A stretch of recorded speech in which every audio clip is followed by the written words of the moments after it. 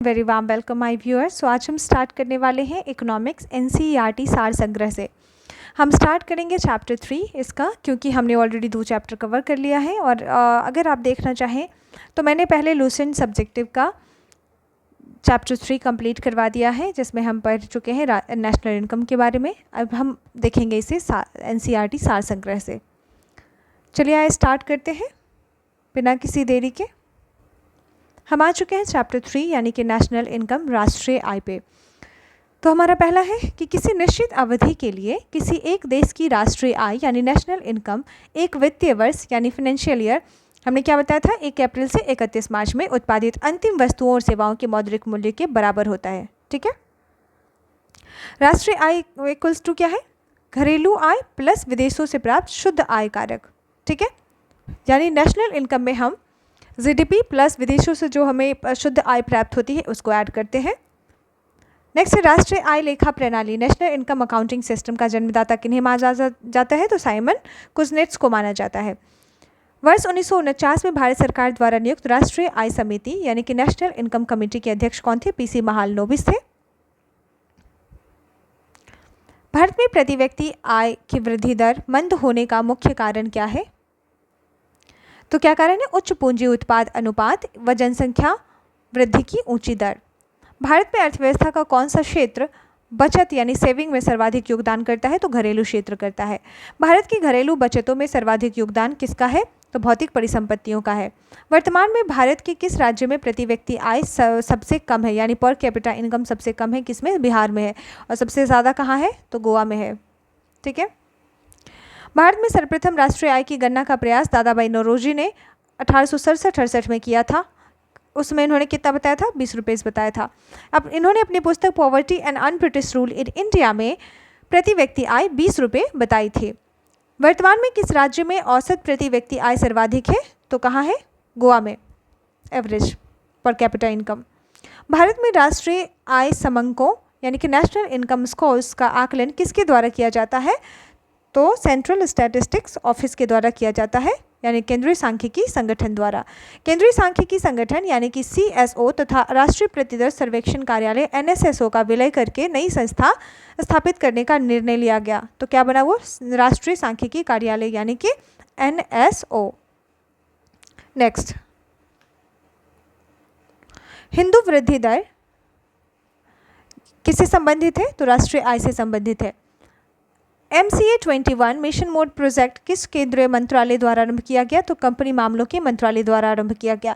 एक खुली अर्थव्यवस्था में अर्थव्यवस्था की राष्ट्रीय आय से क्या तात्पर्य है, एक खुली अर्थव्यवस्था की बात कर रहा है। तो इसमें C फॉर यानी कि consume, I for investment and G for government, X for export, M for import. Okay.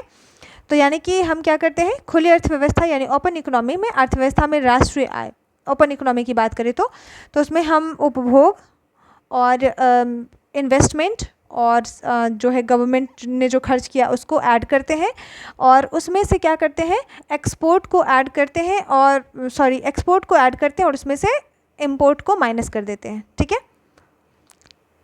Box में दिया हुआ है सकल घरेलू उत्पाद यानी कि उपभोग प्लस सकल निवेश प्लस सरकारी व्यय, और उसमें हम क्या करते हैं, एक्सपोर्ट को प्लस करते हैं और उसमें से जो हम आयात करते हैं उसको घटा देते हैं। ठीक है। नेक्स्ट है सकल घरेलू उत्पाद यानी जीडीपी के आधार पर विश्व की छठी सबसे बड़ी अर्थव्यवस्था कौन सी है, तो भारत। अब ये डेटा गलत हो गया क्योंकि भारत अब कौन सी रैंक पे है, 5वें स्थान पे है। ठीक है। टॉप 5 में कौन सा है, तो पहला हो गया हमारा USA, दूसरा चाइना, एंड थर्ड कौन सा हो गया, जर्मन, फोर्थ कौन सा हो गया, जापान, एंड फिफ्थ इंडिया। किसको पीछे कर दिया, UK को। ठीक है। UK को हमने पछाड़ दिया है और हम 5th नंबर पे आ गए। नेक्स्ट है मुद्रा संकुचन। मुद्रास्फीति, मुद्रा संकुचन एवं अप्रत्यक्ष कर के प्रभाव को शामिल कर संकलित जीडीपी को क्या कहा जाता है, नॉमिनल जीडीपी कहा जाता है। ठीक है। इसमें मुद्रास्फीति या फिर मुद्रा संकुचन या फिर इनडायरेक्ट टैक्स एडेड होता है इसमें। नेक्स्ट है भारत में सकल घरेलू उत्पाद का सबसे बड़ा मान किस आर्थिक क्षेत्र से प्राप्त होता है, तो होता है हमें सर्विस सेक्टर से प्राप्त होता है। भारत की राष्ट्रीय आय में ग्रामीण अर्थव्यवस्था कितना प्रतिशत योगदान करती है? 46% जो है योगदान करती है। अब ये बढ़ चुका है, अब ये काफ़ी कम चुका है, तो आई थिंक लगभग 28% है, बट इसको आपको देखना पड़ेगा करंट अफेयर से रिलेट करके, ठीक है, जो आप इकोनॉमिक सर्वे और बजट में देख सकते हैं। नेक्स्ट है सकल राष्ट्रीय उत्पाद यानी कि ग्रॉस नेशनल प्रोडक्ट, जीएनपी क्या है? तो जीएनपी यानी राष्ट्रीय उत्पाद का मूल्यमापन है। राष्ट्रीय प्रतिदर सर्वेक्षण संगठन यानी कि नेशनल सैंपल सर्वे ऑर्गेनाइजेशन की स्थापना किस वर्ष हुई? तो 1950 में हुई। राष्ट्रीय सांख्यिकी आयोग की स्थापना किस समिति की अनुशंसा पर स्वीकार हो गई थी? तो वह श्री रंगराजन समिति की सिफारिश पर स्वीकार हो गई थी। नेक्स्ट है जीडीपी आंकड़ों में आधार वर्ष यानी कि 2004-05 को बदलकर कौन सा आधार वर्ष रख दिया गया? 2011-12 को आधार वर्ष माना जाता है। केंद्रीय सांख्यिकी कार्यालय द्वारा सीएसओ यानी कि राष्ट्रीय आय की गणना के लिए आधार वर्ष 2011-12 से बदलकर 2017-18 करने का प्रस्ताव है। ठीक है, सीएसओ ने क्या किया है? पहले 2004-05 था, उसको बदलकर क्या किया गया? 2011-12 किया गया। अब प्रस्तावित है किसके द्वारा? सीएसओ के द्वारा कि कितना कर दिया जाए? 2017-18 कर दिया जाए। ठीक है, ये प्रस्तावित है, अभी डन नहीं हुआ है। चलिए अब हम नेक्स्ट बढ़ते हैं। हमारा नेक्स्ट टॉपिक है आर्थिक नियोजन यानी इकोनॉमिक प्लानिंग। आर्थिक नियोजन से अभिप्राय एक ऐसी प्रणाली से है जिसमें केंद्रीय संगठन एक निश्चित समयावधि के लिए राज्यों का निर्धारण करता है और इन लक्ष्यों की प्राप्ति के लिए कार्यक्रमों यानी कि प्रोग्राम्स एवं नीतियों यानी पॉलिसीज़ का भी निर्धारण किया जाता है। भारत में आर्थिक नियोजन की पृष्ठभूमि किसने तैयार की थी? तो किसने तैयार की थी? सर एम विश्वेश्वरैया, मुशुकुंडम विश्वेश्वरैया ने की थी। कब किया था? 1934 में। वर्ष 1944 में गांधीवादी योजना किसने प्रतिपादित किया था? तो श्रीमन नारायण अग्रवाल ने किया था। वेरी इंपॉर्टेंट, इससे रिलेटेड क्वेश्चन भी आते हैं। गांधीवादी योजना श्रीमन नारायण अग्रवाल ने। विकास का भारतीय मॉडल किसके हितों को सुरक्षा प्रदान करता है? तो व्यक्ति और राज्य दोनों के हितों को सुरक्षा प्रदान करता है। राष्ट्रीय योजना समिति यानी कि नेशनल प्लानिंग कमेटी का गठन किसके द्वारा किया गया था? तो सुभाष चंद्र बोस के द्वारा राष्ट्रीय योजना समिति का गठन किया गया था। ठीक है, राष्ट्रीय विकास समिति का अध्यक्ष कौन होता है? तो भारत का प्रधानमंत्री होता है। राष्ट्रीय विकास परिषद यानी कि नेशनल डेवलपमेंट काउंसिल का गठन कब हुआ था? तो 6 अगस्त 1952 को हुआ था। नियोजित विकास मॉडल को भारत कब लागू किया गया? भारत में नियोजित विकास मॉडल को तो 1 अप्रैल 1951 से लागू किया गया। प्रथम पंचवर्षीय योजना किस योजना पर आधारित थी? तो हेडोडोमर योजना पर आधारित थी, 1951 से 56। अखिल भारतीय खादी एवं ग्रामीण बोर्ड की स्थापना किस योजना के दौरान हुई थी? तो प्रथम पंचवर्षीय योजना के दौरान हुई थी। प्रथम पंचवर्षीय योजना की मुख्य प्राथमिकता क्या थी? तो कृषि का विकास करना। देश में समाजवादी समाज यानी कि सोशलिस्ट सोसाइटी की स्थापना का संकल्प किस वर्षीय योजना में लिया गया था? तो द्वितीय पंचवर्षीय योजना में लिया गया था, यानी 1956 से 61। नेक्स्ट है भारत में आर्थिक नियोजन की वास्तविक शुरुआत द्वितीय पंचवर्षीय योजना से हुई थी। इस योजना का वास्तुकार किसे कहा जाता है? तो पीसी महालनोबिस को कहा जाता है।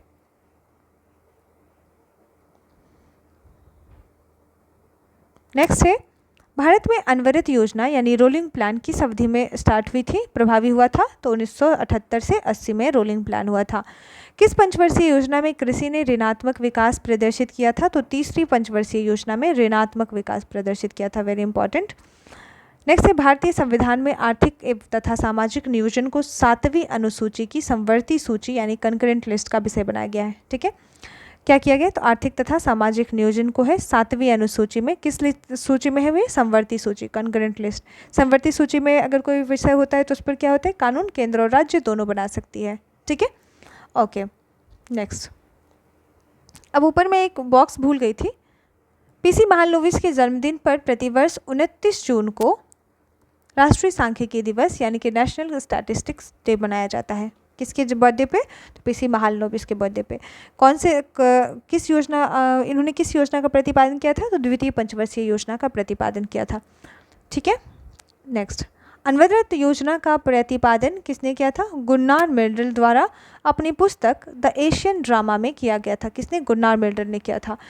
इसे भारत में लागू करने का श्रेय जनता पार्टी की सरकार डीटी लकरावाला को जाता है। भारत में हरित क्रांति यानी कि ग्रीन रिवॉल्यूशन की शुरुआत किस पंचवर्षीय योजना के दौरान हुई थी? तो तृतीय पंचवर्षीय योजना, ठीक है, यानी 1961 से 66।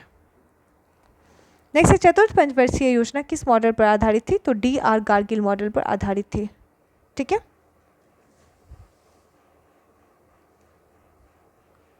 तो तीसरी पंचवर्षीय योजना को भी गार्गिल योजना के नाम से जाना जाता है। वहीं चतुर्थ पंचवर्षीय योजना किस मॉडल पर आधारित थी? DR गार्गिल मॉडल पर आधारित थी। चतुर्थ पंचवर्षीय योजना का पीरियड क्या था? तो ध्यान रहे, पहला 1951 से 1956, दूसरा 1956 से 61, तीसरा 1961 से 1966 और चौथा 1969 से 74। क्यों? क्योंकि 1966 से 69 तक जो थी वो उस दौरान अवकाश था, ठीक है। उसको क्या कहा जाता है? योजना अवकाश। इस अवधि में क्या हुआ था? 3 साल के लिए योजना तैयार की गई थी और इसमें कृषि तथा संबद्ध क्षेत्र और उद्योग क्षेत्र को समान इक्वल प्रायोरिटी दिया गया था, ठीक है। और इस दौरान क्या हुआ था कि अवकाश का मेन रीज़न क्या था? जो अवकाश हुआ था, अवकाश योजना लागू हुआ था 3 इयर्स का, तो उस समय भारत पाकिस्तान युद्ध हुआ था और सूखा इत्यादि जैसी समस्याएं थी, संसाधनों की कमी थी, मूल्य स्तर में काफ़ी वृद्धि हो गई थी, यानी महंगाई बढ़ गई थी और इस वजह से 3 इयर्स का प्लान लाया गया था, योजना अवकाश। आर्थिक नियोजन यानी इकोनॉमिक प्लानिंग के युग की प्रारंभ से भारत की सकल राष्ट्रीय आय यानी कि ग्रॉस नेशनल इनकम में कृषि का हिस्सा निरंतर कम होता रहा है। Very important. किस पंचवर्षीय योजना में विकास केंद्र उपागम यानी कि डेवलपमेंट सेंटर अप्रोच अपनाया गया था? तो चतुर्थ पंचवर्षीय योजना में अपनाया गया था, जो कब से कब तक था? 1969 से 74 तक था। भारत में स्वपोषित विकास यानी कि सेल्फ डेवलपमेंट की संकल्पना सर्वप्रथम किस पंचवर्षीय योजना में अपनाई गई थी? तो चतुर्थ पंचवर्षीय योजना में, ठीक है। तो इसमें क्या क्या अपनाया गया? विकास केंद्र उपागम यानी development centre approach and self development की जो अपनाई गई थी, स्वपोषित विकास की अवधारणा। नेक्स्ट है, निर्धारित अवधि से 1 वर्ष पूर्व ही समाप्त होने वाली पंचवर्षीय योजना कौन थी? 5वीं पंचवर्षीय योजना। गरीबी हटाओ विषय वस्तु पर आधारित गरीबी उन्मूलन कार्यक्रमों को किस पंचवर्षीय योजना में प्रारंभ किया गया? तो 5वीं पंचवर्षीय योजना में प्रारंभ किया गया। छठी पंचवर्षीय योजना किस मॉडल पर आधारित थी? तो आगत निर्गत मॉडल पर छठी पंचवर्षीय योजना आधारित थी। सामाजिक न्याय एवं समानता के साथ समृद्धि पर बल किस पंचवर्षीय योजना में दिया गया? तो 7वीं पंचवर्षीय योजना में। 20 सूत्रीय आर्थिक कार्यक्रम का शुभारंभ किस वर्ष किया गया? 1975 में किया गया। ध्यान रहे, इसी समय इमरजेंसी था हमारे भारत में, प्राइम मिनिस्टर इंदिरा गांधी के समय। नीति आयोग ने पंचवर्षीय योजनाओं के स्थान पर 15 वर्षीय दृष्टिपटल यानी कि विजन डॉक्यूमेंट्स, 7 वर्षीय रणनीति यानी स्ट्रेटजी एवं 3 वर्षीय कार्य एजेंडा यानी एक्शन एजेंडा लागू करने का निर्णय लिया। 7वीं पंचवर्षीय योजना में IRDP यानी कि इंटीग्रेटेड रूरल डेवलपमेंट प्रोग्राम के अंतर्गत क्या रणनीति अपनाई गई थी? तो संपूर्ण परिवार के अंगीकरण की रणनीति अपनाई गई थी। अब है भारत की पंचवर्षीय योजनाएं। प्रथम पंचवर्षीय योजना यानी 1 अप्रैल 1951 से 31 मार्च 1956, दूसरी 1956 से 1961, तीसरी 1961 से 1966। प्रथम पंचवर्षीय योजना का मुख्य उद्देश्य क्या था? कृषि में उत्पादन में वृद्धि, उत्पादन आय तथा धन का समान वितरण। दूसरा में क्या था? औद्योगिक उत्पादन में वृद्धि, ध्यान रहे पहला में कृषि दूसरा में उद्योग, तथा भारी उद्योगों का विकास। औद्योगिक की बात की गई तो भारी उद्योगों का विकास।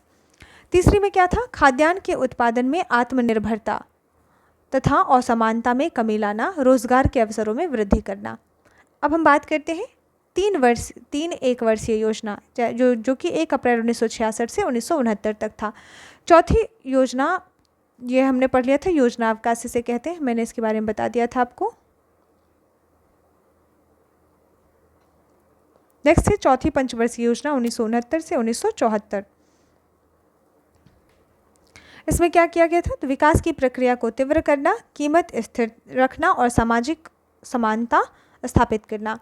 पांचवी पंचवर्षीय योजना 1974 से 1979, जीवन स्तर को ऊंचा उठाना, विशेषकर समाज के कमजोर वर्गों को, और गरीबी उन्मूलन तथा आत्मनिर्भरता। ध्यान रहे ये भी पूछा जाता है, गरीबी, सर्वप्रथम गरीबी उन्मूलन की बात किस पंचवर्षीय योजना में की गई थी, तो पांचवी पंचवर्षीय योजना में।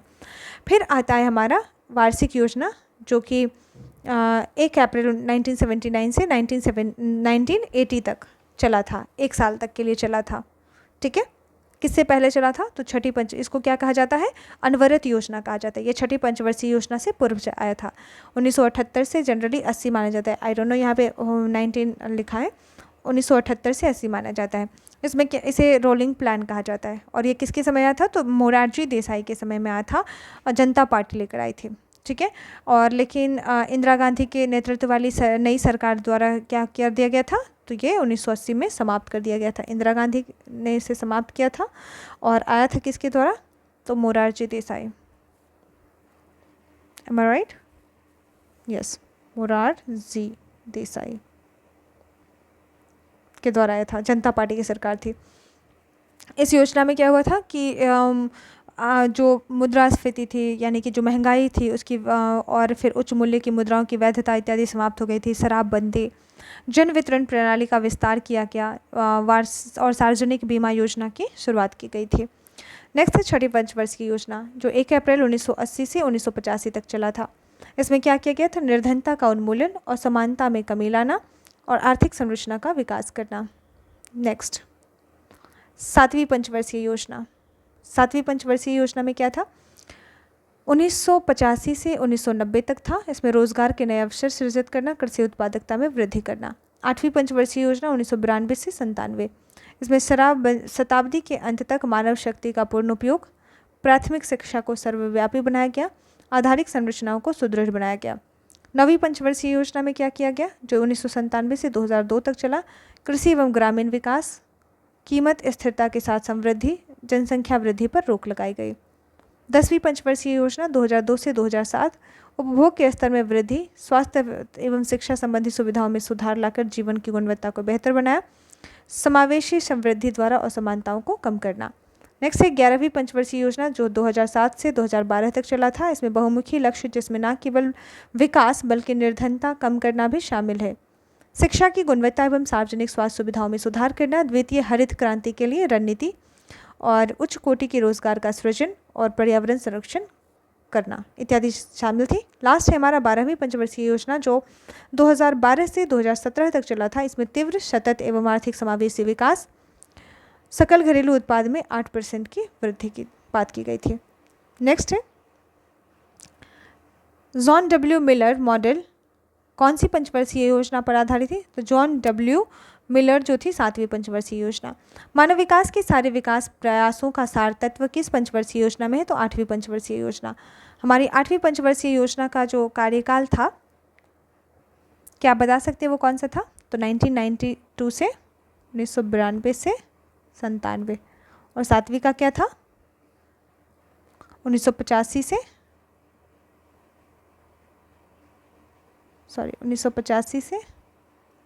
90। और इसके बाद ही योजना अवकाश आया था 1990 से 92 में। क्या था, योजना अवकाश। ठीक है, राजनीतिक स्थिरता और स्थिरता के कारण आई थी ये। और इसमें क्या हुआ था, कर सुधार संबंधी चलैया समिति की स्थापना हुई थी 1991 में। इससे रिलेटेड क्वेश्चन भी पूछा जाता है कि कर सुधार की बात किस में की गई थी, तो चलैया समिति में। नेक्स्ट नेक्स्ट है हमारा कि भारत में आर्थिक नियोजन की अवधि के दौरान कितनी बार योजना अवकाश यानी कि प्लान हॉलीडे लिया गया था, तो 3 बार लिया गया था। कब कब लिया गया था, तो फर्स्ट जो हुआ था हमारा 1966 से 69 पहला योजना अवकाश। दूसरा कौन था, रोलिंग प्लान था हमारा, कब था, 1978 से 1980 तक। तीसरा क्या था, तीसरा जो हमारा प्लान हॉलीडे था वो कौन सा था, 7वीं पंचवर्षीय योजना के बाद था, 1990 से 92, है ना। ये 3 हमारे योजना अवकाश थे। नेक्स्ट है छठी पंचवर्षीय योजना में 1982 में नाबार्ड तथा एग्जिम बैंक की स्थापना की गई थी। सर्व शिक्षा अभियान की शुरुआत कब हुई थी? 10वीं पंचवर्षीय योजना में। बेसिकली आई थिंक ये 2005 समथिंग में हुआ था सर्व शिक्षा अभियान, ठीक है, क्योंकि 10वीं पंचवर्षीय योजना जो है, अगर ऐसे भी देखो तो 10वीं पंचवर्षीय योजना का कार्यकाल तो 2002 से 7। 11वीं पंचवर्षीय योजना का उद्देश्य क्या था? तो तीव्रतर एवं समावेशी विकास। 11वीं पंचवर्षीय योजना में शिक्षा से संबंधित विषय वस्तु क्या थी? तो अनिवार्य प्रारंभिक शिक्षा। 12वीं पंचवर्षीय योजना का मुख्य उद्देश्य क्या था? तो तीव्रतर, धारणीय और अत्यधिक समावेशी विकास। तो इस प्रकार हमने चैप्टर 4 भी कंप्लीट कर लिया। अब हम आते हैं मनी एंड बैंकिंग में। तो चलिए हम स्टार्ट करते हैं चैप्टर 3, जिसमें हम पढ़ेंगे मनी एंड बैंकिंग सिस्टम, यानी मुद्रा एवं बैंकिंग प्रणाली। ये बहुत ही इंपॉर्टेंट होता है इकोनॉमिक्स में। कोई भी वस्तु जो सभी प्रकार के आर्थिक व्यवहारों, जिसमें ऋण भी शामिल हैं, को पूरा करने में तथा भुगतान के माध्यम के रूप में सामान्यतया स्वीकार की जाती है, उसे मुद्रा कहते हैं, ठीक है। भारत में सर्वप्रथम कागजी मुद्रा यानी कि पेपर मनी की शुरुआत किस वर्ष की गई थी? तो 1862 में की गई थी सबसे पहले। अब आप मुझे ये बताओ कि पेपर मनी क्या होता है? क्या आपको पता है पेपर मनी के बारे में? नहीं। पेपर मनी एक ऐसी करेंसी होती है जो कागज़ से बनी होती है, पेपर से बनी होती है, ठीक है। आपने अपना नोट देखा है 500 का, 2000 का, है ना। ये क्या होता है? सरकार या केंद्रीय बैंक द्वारा जारी की जाती है, और यह क्या होता है? सिक्कों की तुलना में हल्का होता है और आसानी से ले जाया जा सकता है, ठीक है। किस प्रकार की मुद्रा में बाह्य मुद्रा यानी बाह्य वैल्यू, फेस वैल्यू के साथ साथ आंतरिक वैल्यू यानी इंस्ट्रिक्ट वैल्यू भी निहित होता है? तो धातु मुद्रा में। नेक्स्ट है धातु मुद्रा कौन सी हो गई? यानी सिक्का जो कि सोना, चांदी या फिर तांबे से बनाया गया हो, है ना। और इसका क्यों होता था? एंशियंट टाइम में इसका यूज होता था लेन देन के लिए, विनिमय के लिए। विदेशी मुद्रा जिसमें त्वरित प्रवास की प्रवृत्ति यानी कि क्विक माइग्रेशन ट्रेंड होती है, क्या कहलाती है? तो गर्म मुद्रा कहलाती है, हॉट मनी कहलाती है, जो क्या होता है? क्विक माइग्रेशन ट्रेंड होता है। स्मार्ट मनी या प्लास्टिक मनी, स्मार्ट मनी या प्लास्टिक मनी शब्द का प्रयोग किसके लिए किया जाता है? तो debit card and credit card के लिए किया जाता है। बिटकॉइन क्रिप्टो करेंसी का प्रचलन किसने किया था? तो किया था सातोशी नाकामोतो ने, ठीक है। केंद्रीय बजट 2022-23 में डिजिटल संपत्ति यानी कि क्रिप्टो करेंसी के हस्तांतरण से होने वाली आय पर कितने प्रतिशत टैक्स का प्रावधान किया गया है? तो 30%। अभी इसका किस पे? डिजिटल संपत्ति पे। ये 2022-23 का डेटा है, ठीक है। अभी हम इसको पढ़ रहे हैं 2024-25, है ना। तो अब भी ये टैक्स 30% ही लगता है। इसके अलावा क्या होता है? हर ट्रांजैक्शन पर 1% TDS करता है, 1% TDS हर ट्रांजैक्शन पे। TDS क्या है? टैक्स डिडक्टेड एट सोर्स, ठीक है। नेक्स्ट है भारतीय रुपया वर्ष 1957 तक 16 आने में विभाजित था। इसके पश्चात दासमिक मुद्रा प्रणाली यानी कि डेसिमल करेंसी सिस्टम अपनाई गई और 1 रुपये को 100 समान पैसों में बांटा गया। RBI द्वारा जारी किए गए नोटों में कुल 17 भाषाओं का प्रयोग होता है। वेरी इंपॉर्टेंट है, कितनी भाषाओं का प्रयोग होता है? 17 भाषाओं का प्रयोग होता है। और पहले क्या था? 1957 तक 16 आनों में विभाजित था, यानी 1 रुपया बराबर 16 आने। पर अब क्या हो गया? डेसिमल करेंसी सिस्टम आया, जिसमें 1 रुपये बराबर 100 पैसे के समान माना गया, ठीक है। 17 भाषा में RBI द्वारा जो नोट जारी होता है उसमें लिखा होता है। वह मुद्रा जिसका वास्तविक एवं अंकित मूल्य बराबर हो उसे क्या कहते हैं? प्रामाणिक मुद्रा यानी कि स्टैंडर्ड मनी कहा जाता है। विशेष आहरण अधिकार यानी स्पेशल ड्रॉइंग राइट्स यानी SDR किसका उदाहरण है? तो कृत्रिम मुद्रा यानी आर्टिफिशियल मनी का उदाहरण है। क्या होता है SDR? SDR है स्पेशल ड्राइंग राइट्स होता है, जिसे कहते हैं विशेष आहरण अधिकार, जो यहाँ पे मेंशन है कि क्या होता है कि एक तरीके का आभासी मुद्रा होता है जिसको कि IMF जो है यानी इंटरनेशनल मॉनेटरी फंड जो है वो बनाया है। और इसे किस लिए यूज़ किया जाता है? तो आपस में लोन देने या विदेशी मुद्रा भंडार जो है उसको बढ़ाने के लिए इस्तेमाल करते हैं। तो ऐसे कह सकते हैं कि SDR एक बहुत ही विशेष प्रकार का मनी है जो सिर्फ देशों के बीच इस्तेमाल होता है, और IMF इसको बनाया है। और IMF तब यूज़ करता है ताकि क्या हो जाए, जब किसी देश को ज़रूरत हो तो वे दूसरों से उधार ले सके, ठीक है। ध्यान रहे ये आम लोगों के लिए नहीं होता, ये सिर्फ देशों के काम का होता है। नेक्स्ट है मुद्रा पूर्ति की माप यानी कि मेजरमेंट ऑफ मनी सप्लाई। अब इसको पढ़ते हैं M1 M2 मुद्रा जो होता है ये बहुत इंपॉर्टेंट है। M1 क्या होता है? तो लोगों के पास मुद्रा व सिक्के जो लोगों के पास है, प्लस बैंकों के पास नकद जमा जो है वो, प्लस रिजर्व बैंक के पास अन्य जो जमाएं हैं यानी संकीर्ण मुद्रा, वो सारे आते हैं। वहीं M2 में क्या आते हैं? M2 में आता है M1, यानी कि M1 का जो था, जैसे कि लोगों के पास जो पैसा है और बैंक के पास जो नकद जमा है और रिजर्व बैंक के पास जो अन्य जमा है, उसका इसमें ऐड हो जाता है। डाकघर में भी जो जमा है वो इसमें ऐड हो जाता है, ठीक है, डाकघर में जमा। M3 क्या है? तो M3 में M1 जो कि लोगों के पास जमा है पैसा, जो बैंक के पास जमा है पैसा, और जो RBI के पास है जमा पैसा, नकद जो बैंक के पास है वो सब, प्लस बैंकों के पास सावधि जमा तथा समय जमाएं। M4 में क्या आता है? M3, यानी कि M3 में जो टोटल M1 हो गया और प्लस बैंकों के पास सावधि और समय जमा है उस या अथवा समय जमा, और प्लस डाकघर में कुल जमा यानी मांग एवं सावधि जमा सारा ऐड होता है। अब ध्यान रहे तरलता में, तो सबसे ज़्यादा तरल कौन सा होता है? M1 जो है सबसे ज़्यादा तरल है, और M4 जो है सबसे कम तरल है, ठीक है। M3 का यूज़ सर्वाधिक शायद किया जाता है। अब है भारतीय रिजर्व बैंक यानी RBI के प्रथम गवर्नर सर कौन थे? सर ऑसबर्न स्मिथ थे। बहुत ही इंपॉर्टेंट क्वेश्चन जीके के तौर पर पूछा जा सकता है कि RBI के प्रथम गवर्नर कौन थे? Osborne Smith. क्या नाम था इनका? ऑसबर्न। दूसरे पेन से इसको मैं वो कर रही हूँ ताकि आपको ध्यान रहे। ऑसबर्न स्मिथ, कभी नहीं भूलना है आपको। RBI's first governor sir Osborne Smith, ठीक है। करंट में कौन है? कौन है अभी? संजय मल्होत्रा, ध्यान रहे, संजय मल्होत्रा। तो ये 26वें गवर्नर है, और ये किसके बाद बने हैं? तो शक्तिकांत दास के बाद बने हैं। 11 दिसंबर को इनकी नियुक्ति हुई थी 2024 में, ठीक है। आगे बढ़ते हैं।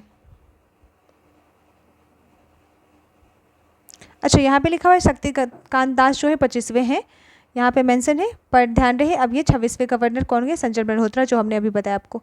11 दिसंबर को ये चेंज हो चुके थे। कब? 2024 में, इन 2024, ओके। चलिए नेक्स्ट है, किस प्रकार की मुद्रा का दुर्लभ मुद्रा यानी हार्ड करेंसी से तात्पर्य है? जिस मुद्रा की विश्व बाजार में आपूर्ति की अपेक्षा मांग अधिक हो। हार्ड करेंसी कौन सी होगी? तो जिसका मतलब कि सप्लाई से ज़्यादा डिमांड हो, ठीक है, तो वो क्या होगी? Hard currency. भारत में मुद्रा गुणक यानी कि मनी मल्टीप्लायर को किस रूप में परिभाषित किया जाता है? तो आरक्षित मुद्रा के रूप में परिभाषित किया जाता है। Postal order, demand draft, cheque तथा पत्र किसके उदाहरण है? ऐच्छिक मुद्रा यानी ऑप्शनल मनी के उदाहरण है, ऑप्शनल मनी के विनिमय। नेक्स्ट है, भारत में सिक्कों की ढलाई किन स्थानों पर की जाती है? सिक्कों की ढलाई मुंबई, कोलकाता, हैदराबाद एंड नोएडा में किया जाता है। कहाँ कहाँ? Mumbai west, Kolkata east, Hyderabad south, Noida north, okay. Next है, 1 रुपये का नोट वित्त मंत्रालय द्वारा जारी किया जाता है। ध्यान रहे, 1 रुपये का नोट किसके द्वारा जारी किया जाता है? वित्त मंत्रालय के द्वारा। Again need to change the pen. 1 रुपये का नोट, वेरी इंपॉर्टेंट, वित्त मंत्रालय के द्वारा जारी किया जाता है, जिस पर वित्त सचिव के हस्ताक्षर होते हैं। क्वेश्चन पूछा जाता है कि 1 रुपये के नोट पर किसका हस्ताक्षर होता है? तो वित्त सचिव के हस्ताक्षर होते हैं। जबकि अन्य करेंसी यानी नोट पर RBI द्वारा जारी किए जाते हैं, जिन पर RBI के गवर्नर के हस्ताक्षर होते हैं। जबकि 1 रुपये के नोट पर वित्त मंत्रालय द्वारा जारी होते हैं और वित्त सचिव के हस्ताक्षर होते हैं। मुद्रा के स्थैतिक यानी स्टैटिक और गत्यात्मक यानी कि डायनेमिक कार्यों का विभाजन किसने किया था? तो पॉल एजिंग ने किया था। पॉल एंजिंग ने। भारत में मुद्रा एवं साख का नियंत्रण किसके द्वारा किया जाता है? तो RBI के द्वारा किया जाता है। ऐसा संस्थान जो किसी देश के वित्तीय व्यवहार में भागीदार होता है बैंक कहलाता है। बैंकों और इस तरह के संस्थानों की व्यावसायिक गतिविधियां बैंकिंग कहलाती है, ठीक है। सर्वप्रथम आधुनिक बैंकिंग का विकास किस देश में हुआ था? नीदरलैंड्स में हुआ था 1609 में। Very important. भारतीय रिजर्व बैंक RBI की स्थापना कब हुई थी? 1935 में हुई थी। भारत में केंद्रीय बैंक की स्थापना का प्रथम प्रयास किस आयोग द्वारा किया था? तो चैम्बरलिन आयोग ने किया था 1914 में, चैम्बरलिन आयोग, ठीक है, क्या किया था? तो केंद्रीय बैंक की स्थापना का प्रथम प्रयास किया था। इंपीरियल बैंक ऑफ इंडिया, यानी कि जो इंपीरियल बैंक ऑफ इंडिया की स्थापना किस वर्ष की गई थी? 1921 में की गई थी। ये पहला बैंक माना जाता है। भारत में विदेशी विनिमय संचय यानी कि एक्यूमुलेशन ऑफ फॉरेन रेगुलेशन का रख रखाव किसके द्वारा किया जाता है? तो आरबीआई के द्वारा किया जाता है। भारतीय रिजर्व बैंक को कितने मूल्य तक के करेंसी नोट छापने का अधिकार है? तो 10,000 तक के करेंसी नोट छापने का अधिकार है। ठीक है, नेक्स्ट, विश्व बैंक के किस बैंक को केंद्रीय बैंकों की माँ यानी मदर ऑफ सेंट्रल बैंक्स की संज्ञा दी जाती है? तो बैंक ऑफ इंग्लैंड को क्या कहा जाता है? Mother of central banks. Bharat में मुद्रा संबंधी नोटों की निर्गमन प्रणाली किस पर आधारित है? तो न्यूनतम आरक्षित प्रणाली पर आधारित है। न्यूनतम आरक्षित पद्धति क्या होती है? तो इसको कहा जाता है मिनिमम रिजर्व सिस्टम। इसके अंतर्गत एक वित्तीय वर्ष में नए नोट निर्गमित करने की प्रक्रिया में भारतीय रिजर्व बैंक 200 करोड़ का एक संरक्षित कोष रखेगी, जिसमें 115 करोड़ मूल्य का सोना यानी गोल्ड और 85 करोड़ रुपए की अंतर्राष्ट्रीय मुद्रा यानी इंटरनेशनल करेंसी होगी। किसमें? तो न्यूनतम आरक्षित पद्धति में, यानी इसको रिजर्व की रखा जाएगा। ठीक है, 200 करोड़ का एक संरक्षित कोष रखेगा, जिसमें कि 115 करोड़ जो होगा गोल्ड होगा और 85 करोड़ जो होगा वो क्या होगा? इंटरनेशनल करेंसी होगी। भारत में ट्रेजरी बिल किसके द्वारा बेचे जाते हैं? तो आरबीआई के द्वारा बेचे जाते हैं। ट्रेजरी बिल्स में क्या क्या होते हैं? ध्यान रहे, ट्रेजरी बिल को टी बिल भी कहा जाता है। T bill, okay.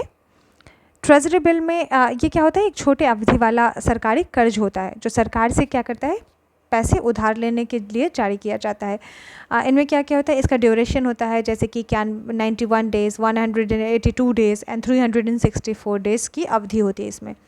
इसमें कोई तय ब्याज नहीं होता है, ये डिस्काउंट पर बेचा जाता है और मैच्योरिटी जब पूरा हो जाता है तब मूल्य मिलता है। और इन्हें भारत सरकार आरबीआई के माध्यम से जारी करता है और ये बिल्कुल सुरक्षित माना जाता है क्योंकि इसको सरकार जारी करती है। इसका उद्देश्य क्या होता है? तो अपने अल्पकालिक खर्च जो है उसको पूरा करने के लिए सरकार क्या करती है? इसका यूज़ करती है। ठीक है, इसमें तो क्या क्या चीज़ें शामिल होती हैं? इसमें ना फेस वैल्यू, जैसे कि जो राशि मैच्योरिटी पर मिलती है वो, उसके बाद फिर जैसे कि मैच्योरिटी पे समझ लो जो राशि मिल गया आपको 100 रुपये मिल गया मैच्योरिटी पे, और तो वो फेस वैल्यू हो गया। इसके बाद इशू प्राइस मिलता है, जैसे कि यह हमेशा नाम मात्र मूल्य जो है यानी कि नॉमिनल जो वैल्यू है उससे कम होता है, जैसे कि 100 में 97। और इसका मैच्योरिटी अवधि हमने ऑलरेडी बताया था आपको कि 91 दिन, 182 दिन और 364 दिन होता है। ठीक है, रिटर्न क्या होता है? इसमें डिस्काउंट मिलता है, जैसे कि खरीद मूल्य जो होता है इसका और मैच्योरिटी मूल्य जो होता है, यानी जिस मात्रा पे आपने टी बिल को ट्रेजरी बिल खरीदा और जो मैच्योरिटी मूल्य है उसके बीच का जो डिफरेंस होता है वही जो है इन्वेस्टर की कमाई होती है। जैसे कि आपका सपोज लो कि आपने 97 में ख़रीदा और मैच्योरिटी के बाद आपको 100 रुपीज़ में मिला, तो आपको 3 रुपये का इसमें क्या हुआ? फ़ायदा हुआ। ठीक है, तो ये क्या हो गया? इन्वेस्टर्स जो है उनका इनकम होता है। इनमें इन्वेस्ट कौन करते हैं? तो बैंक करती है, फाइनेंशियल इंस्टीट्यूशंस करती है और कभी कभी आम लोग भी इसमें इन्वेस्ट करते हैं। ठीक है, और जारी करता हमने बता दिया आपको कि भारत सरकार आरबीआई के माध्यम से जारी करती है और ये बिल्कुल सेफ माना जाता है। सेकेंडरी मार्केट की अगर बात करें तो इनमें मैच्योरिटी से पहले भी इसको बेचा या खरीदा जा सकता है। ठीक है, तो ये बताया हमने टी बिल के बारे में। नेक्स्ट है, भारत में सिक्के जारी करने तथा नियंत्रित करने का कार्य कौन करती है? तो रिजर्व बैंक ऑफ इंडिया करती है। प्रथम क्षेत्रीय ग्रामीण बैंक यानी फर्स्ट रीजनल रूरल बैंक की स्थापना किस वर्ष की गई थी? 1975 में की गई थी। प्रथम रीजनल रूरल बैंक, क्षेत्रीय ग्रामीण बैंक की स्थापना। अभी नेक्स्ट, वाणिज्य पत्र किसके लिए साख का स्रोत है? वाणिज्य पत्र जो है निगम, कॉरपोरेशन उद्योग के लिए साख का स्रोत है। इंद्रधनुष योजना किससे संबंधित है? बैंकों की वित्तीय सुधार से संबंधित है। 2011 में सूक्ष्म वित्त संस्था यानी माइक्रो फाइनेंस इंस्टीट्यूट किस समिति की अनुशंसा पर स्थापित की गई थी? तो YH मालेगाम समिति की स्थापना पर स्थापित की गई थी सूक्ष्म वित्त संस्थाएं। आरबीआई के लेखा वर्ष यानी अकाउंटिंग ईयर की अवधि क्या है? 1 जुलाई से 30 जून। ठीक है, और फाइनेंशियल ईयर क्या माना जाता है? 31 मार्च से 1 अप्रैल। आरबीआई ने अपने लेखांकन वर्ष को जुलाई जून से परिवर्तित कर अप्रैल मार्च करने का निर्णय किया है। ठीक है, इसके अंतर्गत आगामी लेखा वर्ष यानी कि जुलाई 2020 से 31 मार्च 2021 तक 9 महीनों की अवधि का रहा। ठीक है, जुलाई 2020 से 31 मार्च 2021 9 महीने की अवधि का रहा। और उसके पश्चात क्या हुआ कि सभी लेखा वर्ष जो है 1 अप्रैल से, अभी हमने आपको बताया, फाइनेंशियल हो चुका है 31 मार्च तक। ठीक है, ओके। नेक्स्ट है, भारत में बैंकों द्वारा प्राथमिक क्षेत्र ऋणदान से क्या तात्पर्य है? तो कृषि, लघु एवं छोटे उद्यम तथा दुर्बल वर्गों को ऋण देने से ग्रेशम संबंधित है। क्या? प्राथमिक क्षेत्र ऋणदान। नेक्स्ट है, ग्रेशम का नियम किससे संबंधित है? तो मुद्रा के प्रचलन से संबंधित है। वाणिज्यिक बैंक किस सूची के अंतर्गत आते हैं? तो संघ सूची के अंतर्गत आते हैं। कौन से वाणिज्यिक बैंक? यहाँ नोट दिया हुआ है कि विश्व का प्रथम केंद्रीय बैंक जो है, विश्व का पूछ रहा है, वो कौन सा है? स्वेरिजेस रिक्स बैंक, स्वेरिजेस रिक्स बैंक, जिसकी स्थापना 1968 में हुई थी। किसने किया था? स्वीडन में हुआ था। ठीक है, क्या नाम है इसका? स्वेरिजेस रिक्स बैंक, सॉरी। नेक्स्ट, भारतीय रुपया विश्व की 5वीं ऐसी मुद्रा है जिसका अपना प्रतीक यानी सिंबल है। इसका चिन्ह डी उदय कुमार द्वारा डिजाइन किया गया था। भारतीय रुपया 5वां ऐसा मुद्रा है। नरसिम्हन समिति किससे संबंधित है? बैंकिंग संरचना में सुधार से संबंधित है। भारत में व्यावसायिक बैंकों द्वारा साख सृजन यानी कि क्रेडिट क्रिएशन का नियंत्रण कौन करता है? तो आरबीआई करती है। ग्रामीण परिवारों को सीधे ऋण कौन प्रदान करता है? तो क्षेत्रीय ग्रामीण बैंक और भूमि विकास बैंक करती है। मूल रूप से निजी स्वामित्व वाला भारतीय रिजर्व बैंक भारत सरकार के पूर्ण स्वामित्व में कब आया? 1 जनवरी 1949 में आया। वेरी इंपॉर्टेंट है, राष्ट्रीयकरण हुआ था इसका। भारतीय रिजर्व बैंक का मुख्यालय कहाँ है? तो मुंबई में है। भारतीय रिजर्व बैंक के 4 मुद्रणालय प्रेस कहाँ है? तो देवास मध्य प्रदेश के, नासिक महाराष्ट्र, मैसूर कर्नाटका और सालबोनी वेस्ट बंगाल। भारत का केंद्रीय बैंक या बैंकों का बैंक किसे कहा जाता है? आरबीआई को कहा जाता है। भारतीय स्टेट बैंक की स्थापना किस वर्ष हुई थी? 1955 में हुई थी। सिंपली क्लिक क्रेडिट कार्ड योजना किस बैंक द्वारा शुरू हुआ था? तो भारतीय स्टेट बैंक द्वारा शुरू हुआ था। Simply click credit card SBI के द्वारा कब हुआ था स्थापित? 1955 में। नेक्स्ट है, भारत में प्रथम महिला बैंक की स्थापना कब और कहाँ हुई थी? महिला बैंक 2013 में मुंबई में, 19 नवंबर 2013 मुंबई। भारत के किस बैंक ने चीन में सबसे पहले अपनी शाखा स्थापित की थी? एसबीआई ने। निजी भारतीय बैंकों में से किसने चीन में सर्वप्रथम अपनी शाखा स्थापित की? तो axis bank.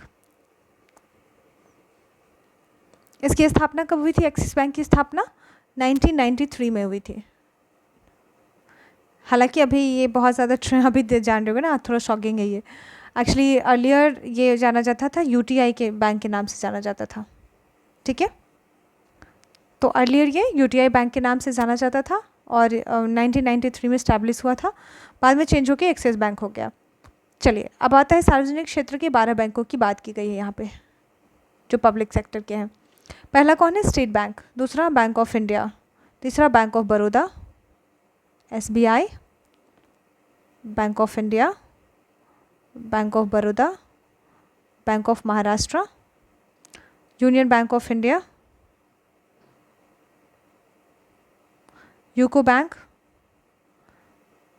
Punjab National Bank, Indian Overseas Bank, Central Bank of India, Punjab and Sind Bank, Indian Bank, Canara bank.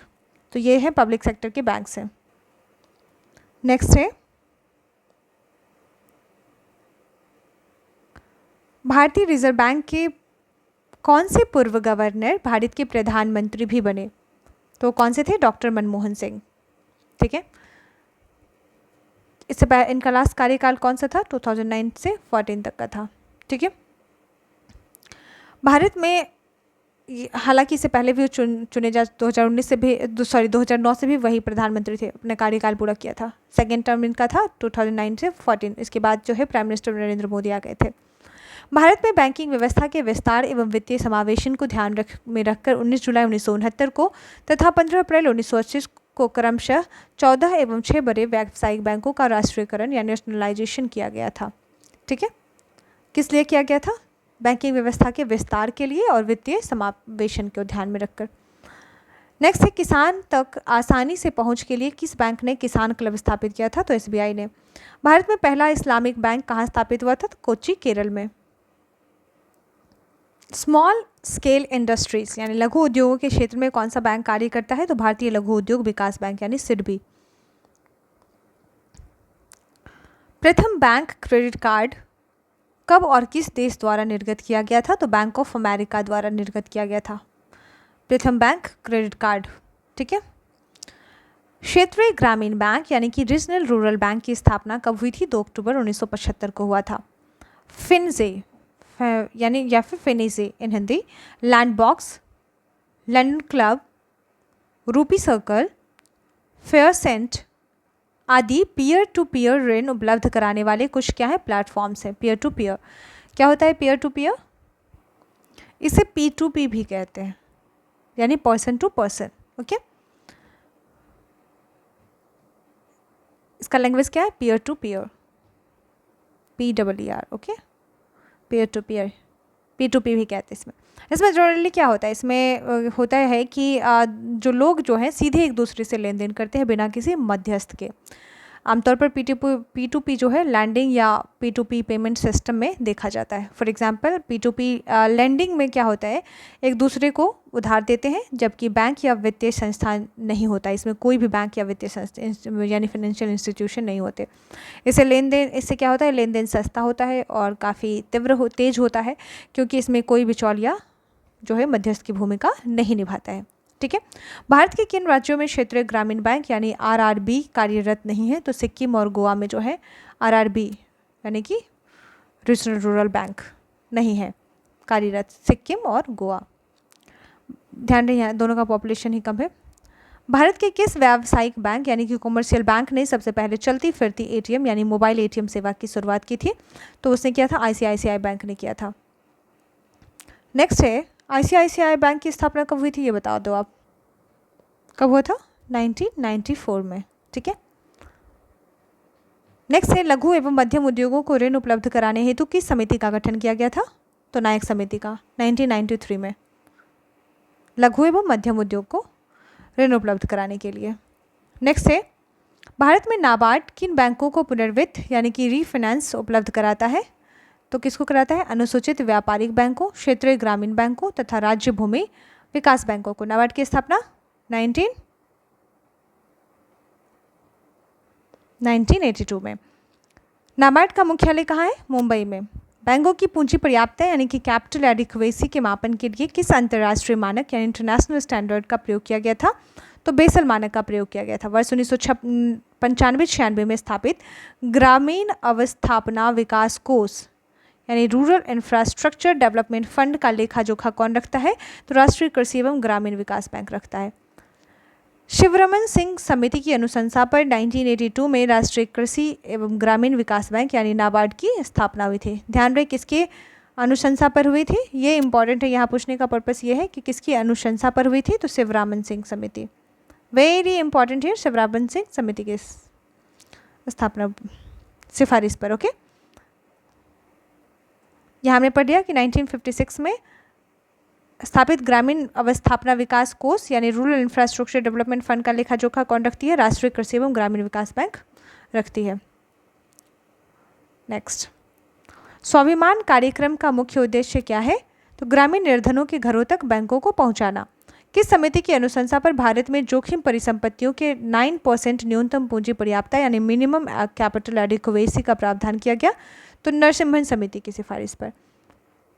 सहकारी साख समितियों यानी कि कोऑपरेटिव क्रेडिट सोसाइटीज़ का ढांचा कैसा है? तो त्रिस्तरीय है।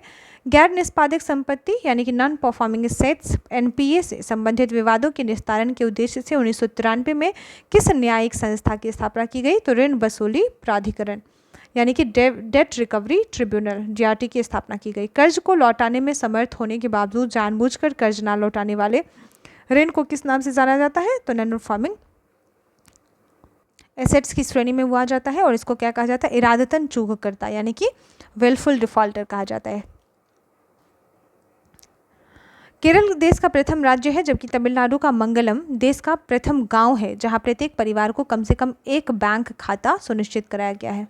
ठीक है, तो केरल कौन सा है, प्रथम राज्य है, और तमिलनाडु का मंगलम जो गांव है देश का पहला गांव है जहां पे क्या किया गया है कि प्रत्येक परिवार को कम से कम एक बैंक अकाउंट वहां पे खोल दिया गया है।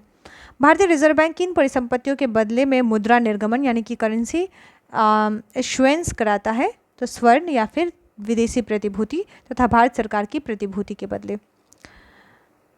वर्ष 1920 में प्रथम भूमि विकास बैंक यानी लैंड डेवलपमेंट बैंक की स्थापना कहाँ हुई थी, झांग, पंजाब के झांग में। बैंकों की जमा राशियां बढ़ाने पर मुद्रा आपूर्ति यानी मनी सप्लाई पर क्या प्रभाव पड़ता है, तो मुद्रा आपूर्ति बढ़ती है। भारतीय स्टेट बैंक की स्थापना किस समिति की संस्तुति पर हुआ था, तो A.D. गोरावाला समिति की सिफारिश पर 1952 में हुआ था स्टेट बैंक की स्थापना। वेरी वेरी इंपॉर्टेंट हियर, कब हुआ था, 1955 में स्टैब्लिश हो गया था।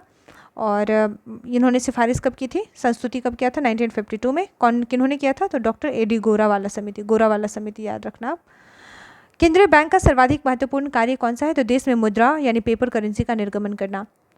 और 1 रुपये के करेंसी पर हमने क्या पढ़ा था, वित्त मंत्रालय इसको जारी करता है और वित्त सचिव का इसमें क्या होता है, साइन होता है, सिग्नेचर होता है। असंगठित क्षेत्र की आश्रितता को कम करने के लिए नाबार्ड द्वारा कौन सा कार्यक्रम चलाया गया, तो स्वयं सहायता समूह कार्यक्रम चलाया गया। गुजरात में सेल्फ एम्प्लॉयड वुमेन एसोसिएशन यानी कि सेवा और केरल में कुटुम्बश्री जैसी स्वयं सहायता समूह सूक्ष्म वित्त व पोषण तथा उद्यम प्रशिक्षण हेतु स्थापित किए गए हैं। ठीक है, तो इस प्रकार हमने चैप्टर कंप्लीट कर लिया जिसमें हमने पढ़ा था national income something monetary policy यानी कि मनी एंड बैंकिंग पढ़ा था हमने। अब हम पढ़ेंगे मुद्रास्फीति एवं मौद्रिक नीति यानी इन्फ्लेशन एंड मॉनेटरी पॉलिसी। तो चलिए हम मुद्रास्फीति और मौद्रिक नीति को अगले वीडियो में कवर करेंगे, क्योंकि ऑलरेडी 46 मिनट्स का हो सकता है, यानी कि मोर देन 45 मिनट्स का वीडियो हो चुका है। तो बहुत ही अच्छे से हम क्लियर करेंगे मुद्रास्फीति and inflation and monetary policy को अपने नेक्स्ट वीडियोज़ में। Thank you, bye bye and take care, keep learning here. Thank you.